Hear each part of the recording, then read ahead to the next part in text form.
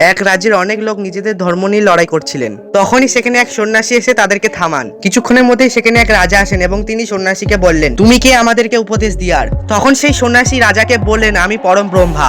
এই শুনে সেই রাজা মজা উড়িয়ে সেই সন্ন্যাসীকে বললেন, তুমি যদি ব্রহ্মা হও তাহলে তোমার সম্পূর্ণ জ্ঞান আছে, তাহলে তুমি বলো তো আমার পায়ের নিচে থাকা পোকাটি জীবিত থাকবে না তার এক্ষুনি মৃত্যু হবে? তখন সেই সন্ন্যাসী বললেন, ওই পোকাটির এক্ষুনি মৃত্যু হবে। এই বলার সঙ্গে সঙ্গে সেই রাজাটি পোকাটির ওপর থেকে পাটি সরিয়ে নিলেন, যার কারণে পোকাটির মৃত্যু হলো না। তখন সেই রাজা সন্ন্যাসীর মজা উড়িয়ে বললেন, কোথায় গেল তোমার জ্ঞান? তখন সেই সন্ন্যাসী বললেন, আমার কথা কোনোদিনও মিথ্যে হয় না, তুমি নিচে দেখো। তখনই সেখানে একটি ব্যাঙ এসে পোকাটিকে খেয়ে নিল। তখন সেই সন্ন্যাসী বলল, এই ব্যাঙটিরও একটি সাপের হাতে মৃত্যু হবে। তখনই সেখানে একটি সাপ এসে সেই ব্যাঙটিকে খেয়ে নিল। তারপর সেই সন্ন্যাসী গ্রামবাসীদেরকে বলল, এই সাপটির সঙ্গে এবার কি হবে তোমরা কি কেউ জানো? তখন গ্রামবাসীরা কিছু কেউ বলল না। তখন সেই সন্ন্যাসী বললেন, এই সাপটিকে এক চিল এসে উড়িয়ে নিয়ে চলে যাবে। তখনই সেখানে এক চিল এসে সেই সাপটিকে উড়িয়ে নিয়ে চলে গেল। এবার ওই রাজাটির কি হবে জানতে হলে পার্ট 2 দেখুন।